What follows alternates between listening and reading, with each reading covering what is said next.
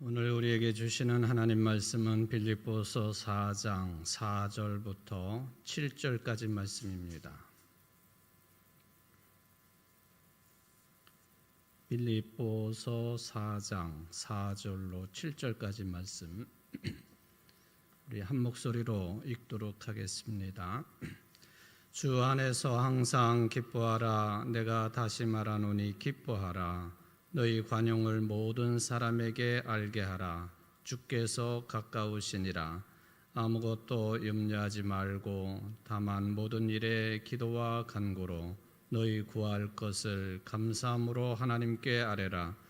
그리하면 모든 지각에 뛰어난 하나님의 평강이 그리스도 예수 안에서 너희 마음과 생각을 지키시리라. 아멘.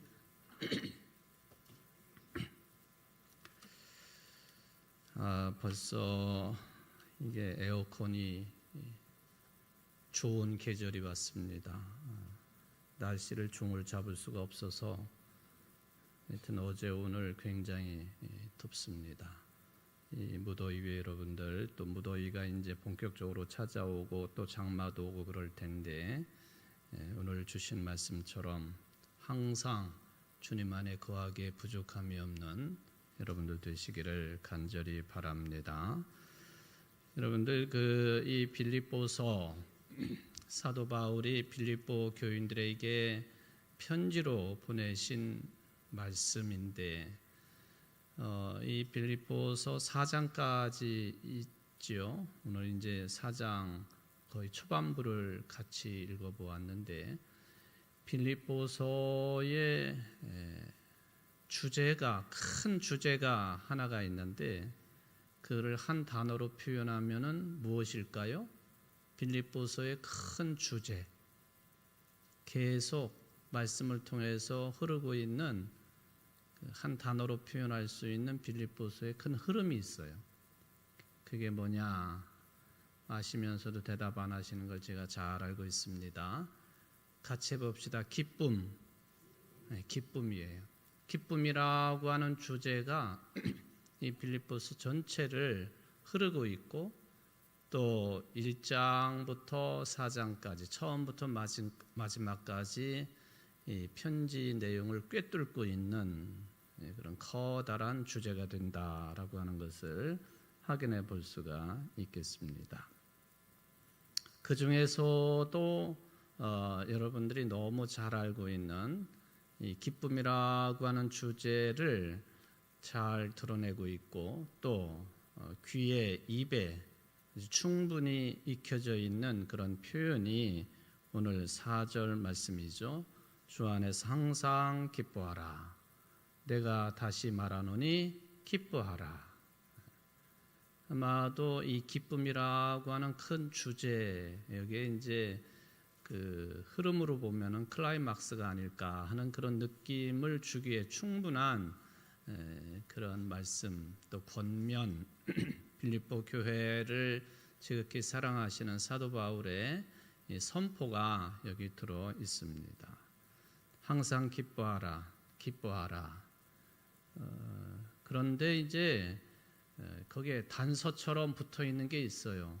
주 안에서 지난 시간까지도 1절부터 3절까지 말씀을 생각해 볼 때에 이게 주 안에서 그리스도 안에서라고 하는 이 표현이 반복되어지고 또 빌립보서뿐만 아니라 그 사도 바울의 편지 내용 가운데 또 큰 틀 중에 하나가 뭐냐 하면은 주 안에서 또는 그리스도 안에서라고 하는 그런 표현이라고 생각해 볼 때에 여기 사도 바울의 모든 편지의 큰 흐름인 주 안에서 그리스도 안에서 빌립보서의 큰 흐름 중에 하나인 기쁨 이것이 이제 여기 서로 얽혀져 있다 그렇게 봐도 되겠습니다.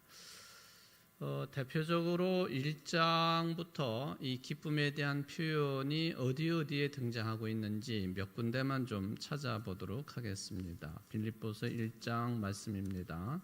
1장 4절 같이 읽어봅니다.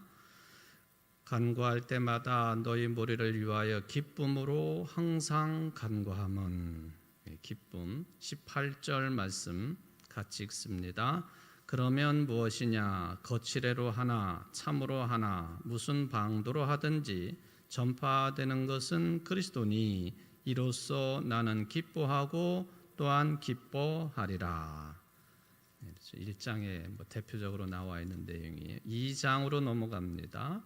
17절 말씀 또 18절 말씀 같이 읽습니다. 만일 너희 믿음의 제물과 섬김 위에 내가 나를 전제로 드릴지라도 나는 기뻐하고 너희 무리와 함께 기뻐하리니 이와 같이 너희도 기뻐하고 나와 함께 기뻐하라. 기쁨에 관한 내용이죠.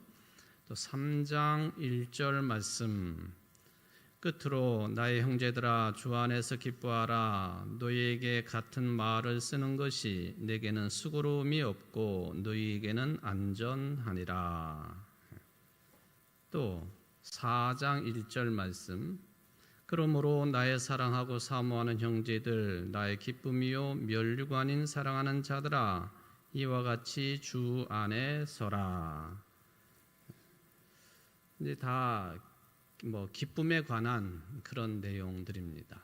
근데 특별히 이제 오늘 주시는 말씀 이 4절 내용은 요 몇 가지 이제 장별로 절별로 몇 군데를 읽어 보았는데 그 중에서 이 4절에 기뻐하라고 하는 말씀은 다른 장에 나오고 있는 이런 비슷한 말씀 중에서도 어느 장절이 가장 비슷할까요? 읽어보셨으니까요.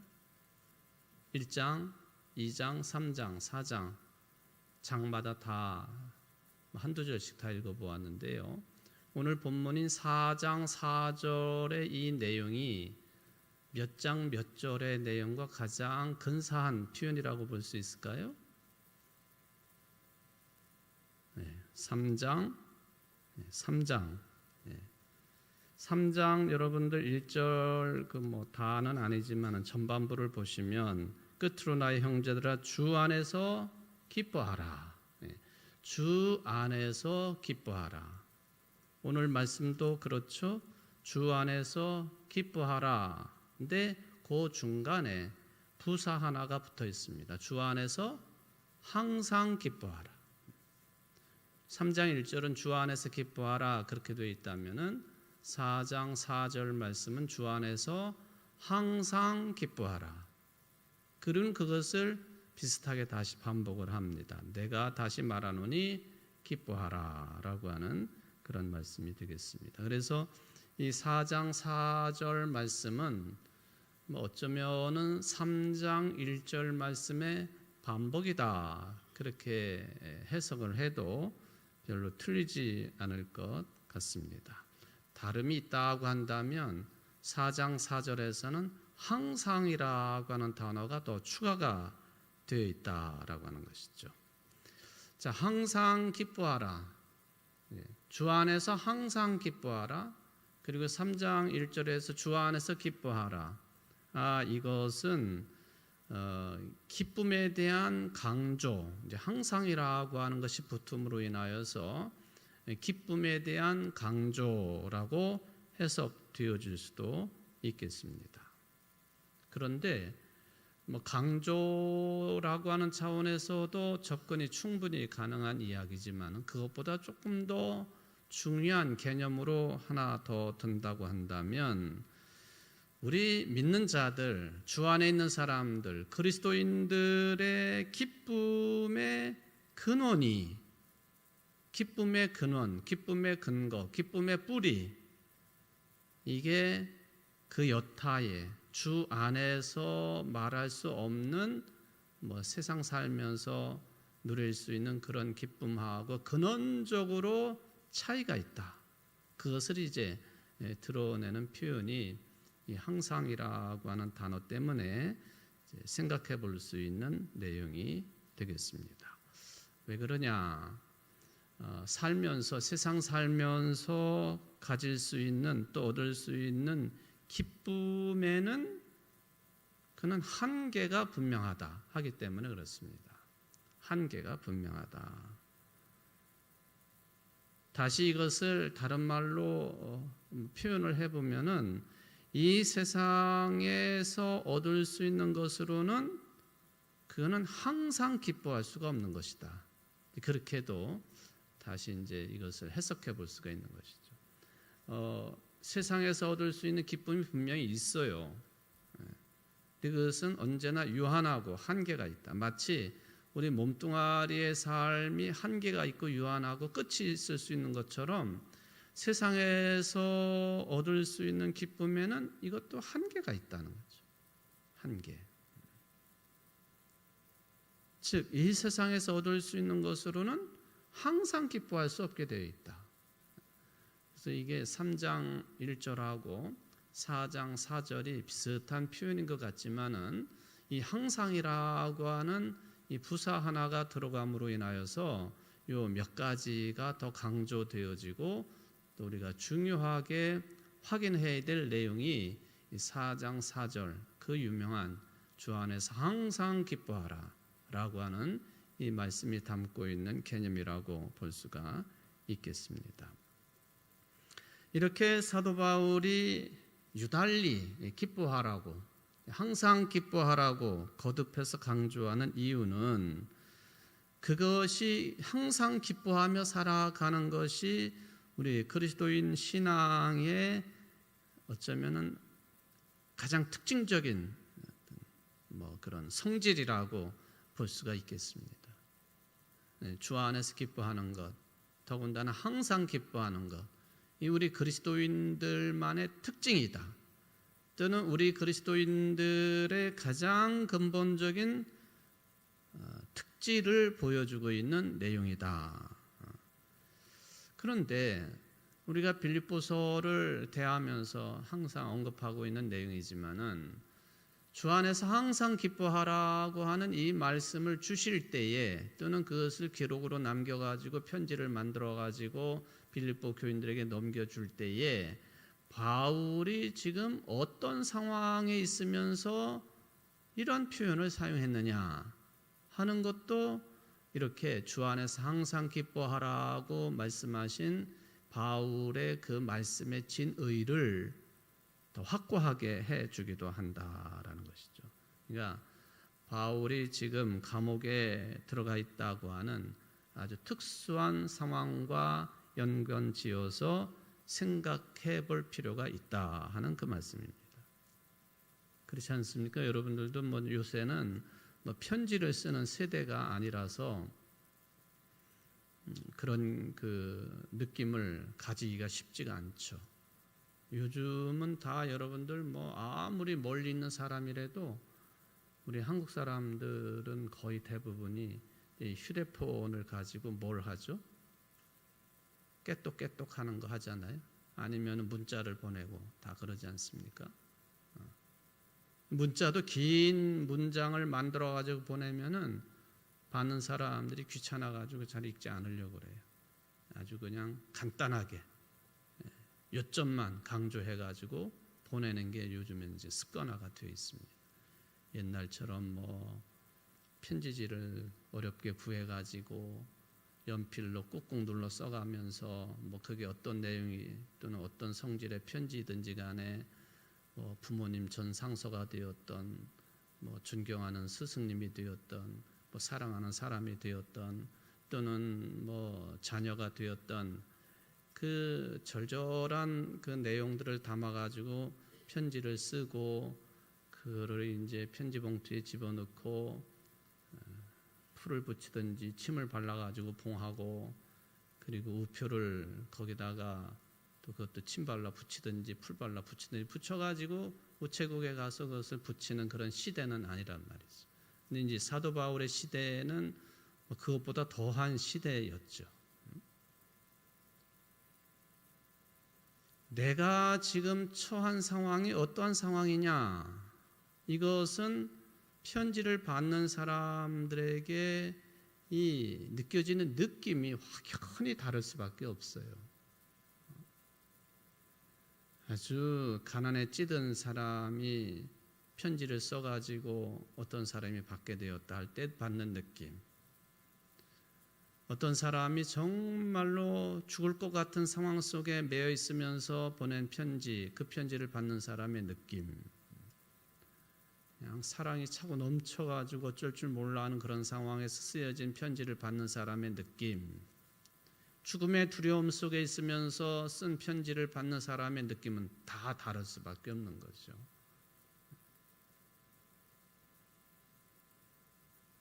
근데 바로 바울이 감옥에 있으면서 빌립보 교인들에게 편지를 썼는데 오늘 4절 내용이 주 안에서 항상 기뻐하라 했습니다. 그러니까 이 편지를 받은 빌립보 교인들 또 빌립보 지역의 기독교 공동체원들이 이것을 어떤 마음 상태로 받았을까?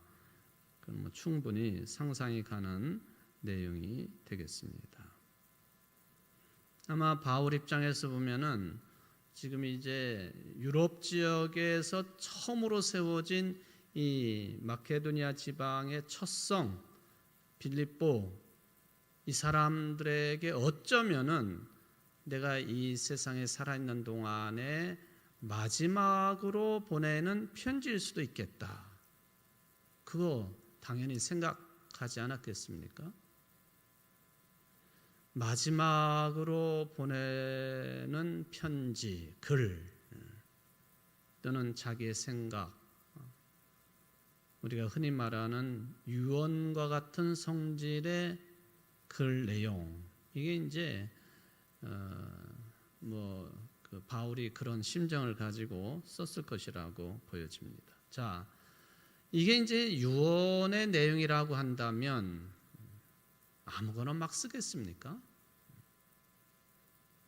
별 의미도 없는 내용들을 막 거기다 쓰겠습니까? 유언이다라고 생각을 한다면 바울이 빌립보 교인들에게 죽기 전에 꼭 하고 싶은 말, 그거죠. 가장 중요하게 생각했던 내용, 그것을 본인이 직접 썼든 아니면 자기는 이제 구술을 하고 그리고 대피를 하는 서기 노릇하는 사람이 그것을 받아 썼던지, 가장 중요하게 생각하는 것, 가장 하고 싶은 말, 이런 내용으로 이 편지를 쓰게 마련인 거예요. 그게 이제 두 가지 내용으로 처음에도 말씀드린 것처럼 사도 바울의 편지 내용 전반에 흐르고 있는 그 중요한 고백이기도 하고 표현이기도 하고 그런 주 안에서, 첫 번째 주 안에 거하라, 주 안에서, 그리스도 안에서. 특히 이제 빌립보 교인들에게 이 주 안에서도 그 기록을 했지만은 기뻐하라, 기쁨에 관한 내용, 이 두 가지를 엮어가지고 유언처럼 내보냈다, 그렇게 해석해도 무리가 아니겠습니다. 그러니까 주 안에서 기뻐하라, 3장 1절, 또 4장 4절 주 안에서 항상 기뻐하라. 내가 다시 말하는데 기뻐하라. 여기 다시 말한다, 기뻐하라고만 되어 있지만은 반복이죠. 주 안에서 항상 기뻐하라. 다시 말하노니 주 안에서 항상 기뻐해라.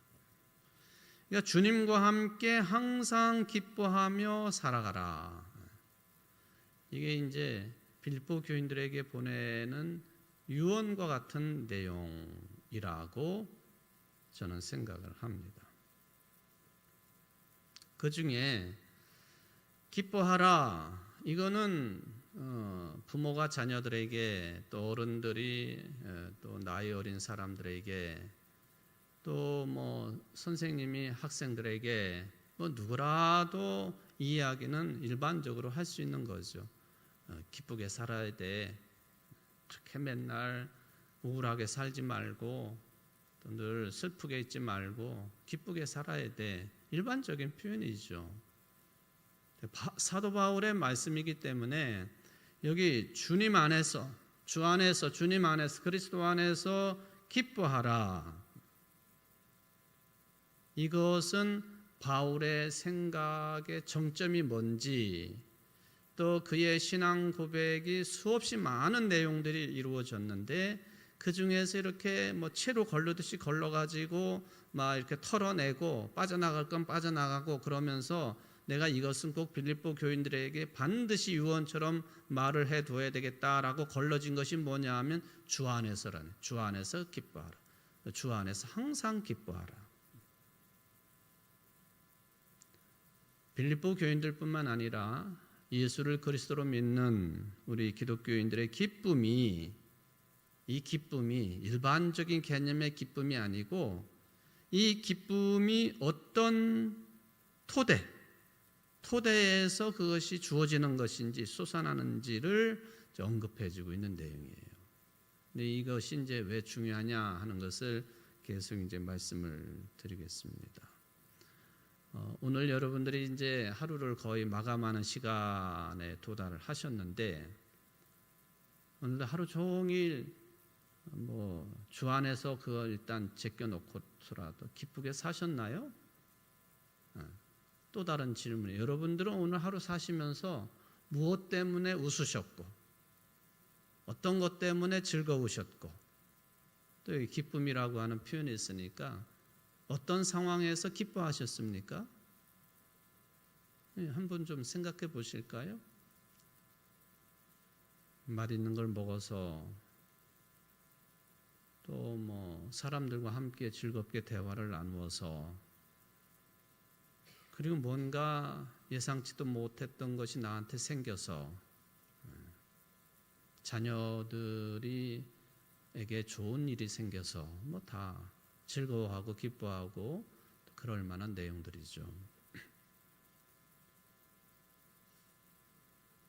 근데 바울이 말씀하고 있는 우리 그리스도인들의 기쁨이라고 하는 것, 또 기뻐하며 산다고 하는 것은 뭐 내가 뭘 가졌기 때문에 또 어떤 것을 이루었기 때문에 그거는 분명히 아닌 것 같아요.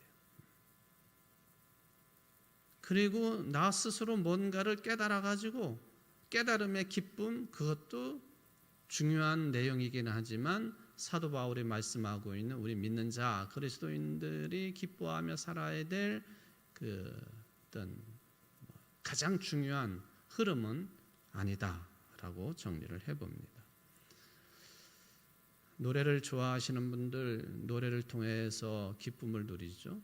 또 그림을 좋아하시는 분들 그림 그리기를 통하여 또 그림 감상을 통하여 여행을 좋아하시는 분들 우리 사람으로서 체험하고 느끼는 그 경험에 의한 기쁨 그건 굉장히 큽니다. 다 일일이 설명하지 않겠습니다. 여러분들 이제 음악가 중에 작곡가 중에 베토벤이라고 하는 분 너무 잘 아시죠? 이분이 이제 합창 교향곡이라고 하는 이런 곡을 이제 만들어냈는데 그것은 물론 이제 미완성이죠. 그래서 이게 1악장만 나와 있는데 나머지 악장들까지도 우리가 음악을 들을 수 있거든요.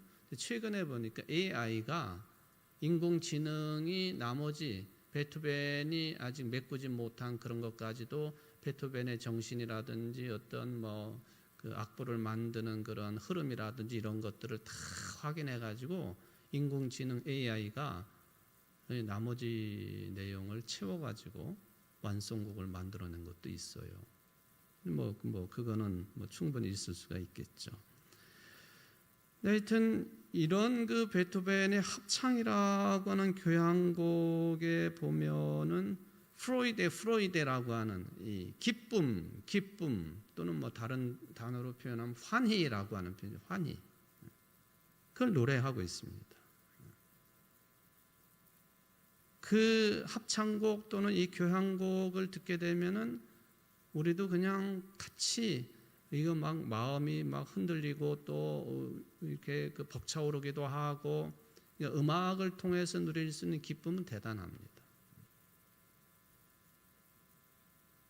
저는 아주 가끔 아주 구슬프게 이게 국악도 아니고 일반 무슨 트로트 음악도 아니고 하여튼 특이한 느낌을 주는 그 노래를 부르는 분이 한 분 계시죠? 저한테는 그렇습니다. 여러분들도 아시는 가수일 텐데 장사익이라고 하는 분 아시죠? 장사익. 뭐 찔레꽃 뭐 이런 노래. 그 노래를 이렇게 1년에 뭐 한두 번 듣나요? 실제적으로는 제가 그 CD도 몇 개를 사놓은 게 있어요. 특이한 그 창법이기도 하고, 어떻게 보면 우리 한민족의 한을 이렇게 대변하는 듯한 노래하는 모습, 또 하여튼 그 높낮이, 또 뭐 하여튼 아주 특별해요, 저한테는. 그런 분을 통해서도 이게 물론 일반 가요도 아니고 국악도 아니지만은 아주 특이한 기쁨 같은 것을, 또 느낌 같은 것을 가질 수 있겠죠. 그림 그리는 사람도 마찬가지예요. 또 책을 읽고 기쁨을 누리는 사람들 꽤나 많이 있습니다. 우리 기독교 신앙 말고 어떤 종교적인 개념의 기쁨을 누리는 사람들도 있습니다. 그러니까 그 순간에는 세상의 그 어떤 것하고도 바꿀 수 없는 기쁨을 가질 수 있습니다. 이거 쉽게 얻어지는 것 아니고요. 누구에게나 또 주어지는 것도 아닐 수도 있겠습니다.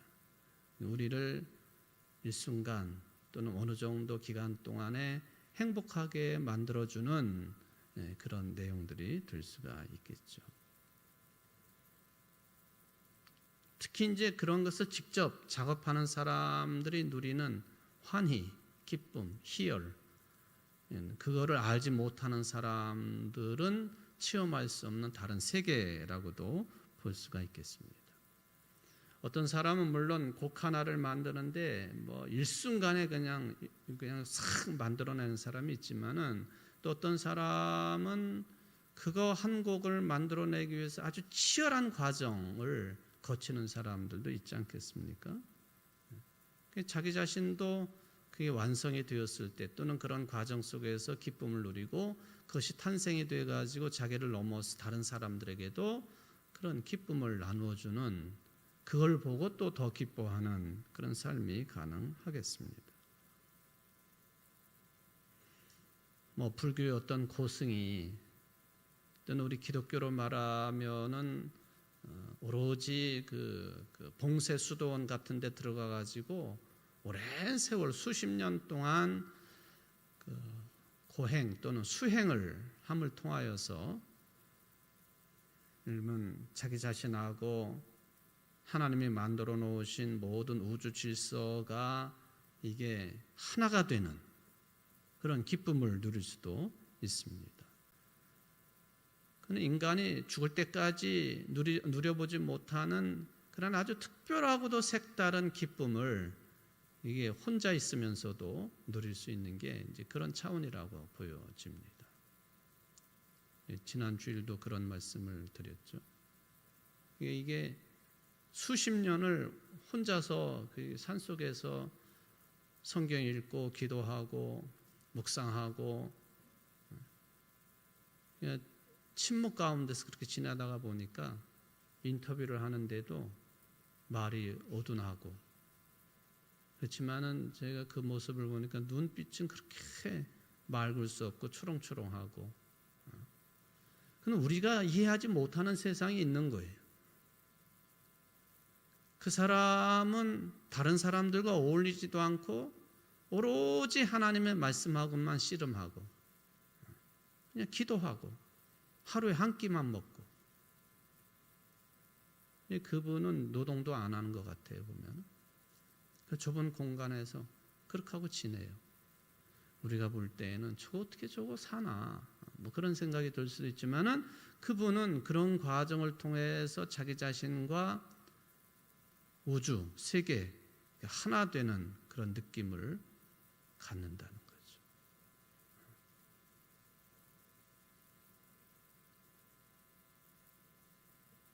그런 사람들이 누리는 기쁨을 우리가 어찌 측량할 수가 있겠습니까? 그런데 이게 이제 심지어는 종교적인 어떤 단계까지도 언급할 수 있는 기쁨의 내용들이라고 볼 수가 있겠는데, 사도 바울은 사람이 노력을 기울이고 애를 쓰고 수행을 하고 그런 것들을 통해서 얻을 수 있는, 성취할 수 있는 그 어떤 것이 아니라 주님과 함께하는 그분이, 주님께서 우리에게 제공해 주시는 그 기쁨을 말하고 있는 거예요. 그게 주 안에서 기뻐하라, 주 안에서 항상 기뻐하라 라고 하는 그 아주 결정적인 개념이라고 말할 수 있습니다. 다 노력하고 애쓰고 또 수행을 하고 그래서 일정한 어떤 기쁨을 누릴 수 있는데, 바울이 언급하고 있는 기쁨은 그런 차원하고는 질적으로 다르다. 주님께서 주시는 기쁨, 주님께서 제공하는 기쁨, 또는 주님만이 주실 수 있는 기쁨, 그것을 바울이 언급하고 있다. 그러니까 그게 과연 뭐냐 하는 그것을 이제 당연히 질문을 하게 되죠. 사람들이 애를 쓰고 노력하고 해서 얻을 수 있는 일반적인 의미의 기쁨하고 주님만이 주실 수 있는 그 기쁨에는 무슨 질적인 차이가 있겠느냐 하는 질문도 가능하겠습니다. 차원이 다른 것이냐?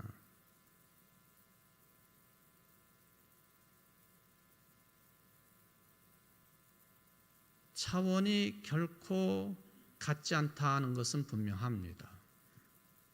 우리가 이제 그거를 좀 구별을 해야 되겠습니다. 어떤 분이 몇 년을 또 20, 30년 열심히 노력하고 애를 써가지고 저축을 하고 돈을 모으고 또 아주 절약하며 살아가지고는, 우리 한국 사람들에게는 흔히 있을 수 있는 현상이니까요, 해가지고는 자기 마음에 쏙 드는 집을 하나 마련을 했습니다. 얼마나 기쁜 일이에요, 그게. 그렇죠? 세상을 다 가진 것 같은 그런 즐거움과 기쁨을 생각해 볼 수가 있겠습니다. 우리 한국 사람들이 잘 표현하는 것처럼, 이제 죽어도 여한이 없어. 집 하나 마련했으니까 죽어도 여한이 없어. 그렇게 말할 수도 있겠죠. 질문을 던져보면 그런 기쁨이 영원한 기쁨인가요? 그거죠. 그런 기쁨이 궁극적인 기쁨인가요? 그 질문입니다. 영원한 기쁨이고 궁극적인 기쁨일 수 있는가? 여기 이제 사도 바울이 주시는 말씀에 따르면 아니다. 그렇게 답변이 나오는 겁니다. 예를 들면은 그렇게 해가지고 한 20, 30년 애를 써가지고 내가 이제 죽어도 여한이 없다 할 만큼 기쁨을 누릴 수 있는 집을 하나 마련을 했는데, 조금 더 살다가 보니까 이렇게 눈을 돌려보니까 내가 애써서 구입을 한 이 집보다도 더 멋있어 보이고, 더 좋아 보이고, 더 넓어 보이고, 또 조금만 돈이 더 있으면 더 좋은 집을 살 수 있겠네 하는 생각, 반드시 들게 돼 있다는 거죠. 엄청난 기쁨을 주었던 그런 주거 환경이 조금 시간이 지나가 보니까 다른 생각이 든다는 거예요. 그것은 예술도 그렇고 학문적인 성과도 그렇고 그 어떤 또는 운동을 통한 어떤 성취도 그렇고 다 똑같은 거죠. 그게 영원히 계속되는 것이 아니다 하는 게 이제 성경에서 지적해주고 있는 내용이에요. 그러니까 영원히 계속되지 않는 것이기 때문에 좀 어려운 표현이지만은, 그게 기쁨이라고 하는 단어를 집어넣어가지고 표현하면 그건 궁극적인 기쁨이 될 수 없다 하는 것이죠. 뭐 어떤 사람이 또 뭐 그런 물질적인 내용이 아니라 할지라도, 또 겉으로 드러나는 어떤 현상이 아니라 할지라도 그 사람만이 가지고 있는 깊은 깨달음이 있다고 합시다. 그것도 한정적이라는 거예요. 자연적인 어떤 깨달음에 의한 기쁨, 거기에 해당되는 것인데 그것도 한정적이라는 거죠. 어떤 위대한 사상이 뚝 튀어나오면은 그건 또 한정적일 수밖에 없는 거죠.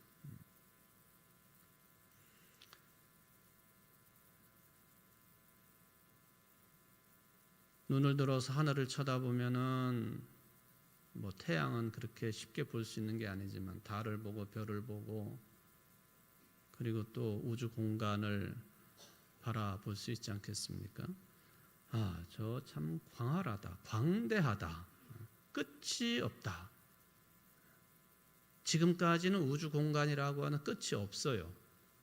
끝까지 가볼 수도 없고, 그저 과학적인 어떤 장비를 가지고 우리가 과학적인 사고와 수학 공식이라든지 어떤 우주 공간을 측량하는 그런 방법들을 동원해 가지고 뭐 끝이라기보다도 어느 정도 뭐 확장시켜 가지고 그 우주 공간을 측량은 해볼 수가 있겠습니다. 아, 대단하다, 무한하다. 저것은 영원할 것이다. 아니요, 천만에요. 절대 우주의 상태도 영원한 게 아니다. 여러 차례 드린 말씀이니까 지구가 영원히 존재할 거냐? 그것도 아니란 말이에요. 그러면은 지구에 가장 중요한 영향을 주고 있는 태양은 영원할 거냐? 그것도 아니고, 태양의 어떤 붕괴와 지구의 멸망은 그 시기가 비슷할 것이다. 45억 년에서 50억 년 후쯤이면 수명을 다해가지고 삼켜버려지든지 폭발을 하든지 뭐 그런 거. 그러면 그게 끝이냐? 뭐 또 블랙홀이라고 하는 현상을 이야기하다 보면 거기에 또 다 빨려 들어가게 돼 있고, 그럼 그게 끝이냐? 그것이 또 다시 폭발을 해가지고 먼지로부터 시작해가지고 어떤 행성이 탄생이 되어지고 그게 끝이냐? 이게 돌고 도는 우주의 운행의 법칙에 따라서 그 모든 것들은 일정하게 진행되어지고 있는 것뿐. 그러니까 우주에 관한 내용조차도 우리에게 궁극적이고 영원토록 변질되지 아니하는 기쁨의 대상이 될 수 없다. 그것은 분명합니다.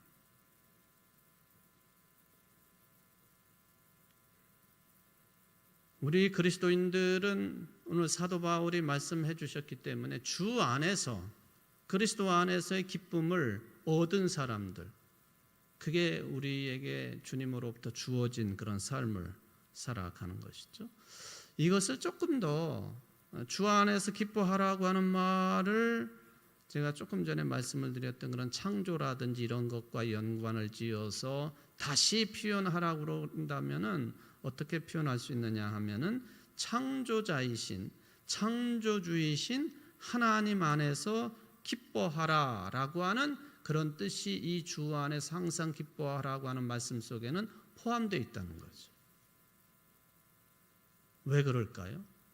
창조주 하나님의 어떤 영원성, 궁극적인 면, 이게 창조주 하나님께만이 속하는 속성이기 때문에, 그 외에는 다 상대적인 거예요. 왜? 하나님만이 만들어내실 수 있는 분이고 그 외의 것들은 다 만들어진 존재들이기 때문에, 우주조차도. 우리의 뿌리가 창조자이신 하나님께 놓여 있다. 이제 다른 종교에서는 만들어진 것들, 그런 것을 신앙의 대상으로 삼지 않습니까? 그 성경은 철저하게 그런 것들은 다 우상이라고 쳐냅니다. 우리의 믿음은 뭐냐? 우리는 하나님이 만들어 놓으신 그 어떤 것을 섬기거나 예배하거나 신앙하는 사람들이 아니고 만드신 분, 그분을 믿는 사람들. 왜? 그분만이 영원하신 분이시고 그분만이 궁극적인 분이시기 때문에 제가 이렇게 설명을 드려도 여러분들이 저 사람이 뭔 얘기를 하나 그렇게 생각하실 수도 있겠다 생각하면서 말은 해요. 저는 충분하지는 않지만 이것을 이해를 하고 받아들이니까 말씀을 드리는 겁니다.